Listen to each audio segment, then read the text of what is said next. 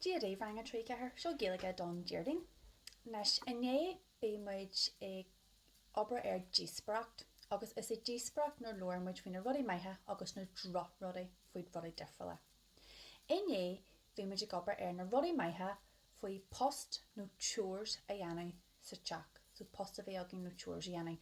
Agus céim feadh ar chóirdaoin post a dhéanamh nó chores a bheith agin. Agus bhí cuid smuointí aontaithe agah.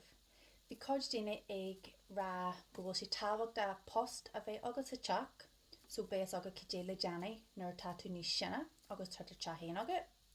Agus bhí cuid daoine a rá go bhfuil si tábhacht a post a bheith agad nó chores a dhéanamh sa teach, mar tá muid a lig in a hóna sa teach chéarna liber dealaí.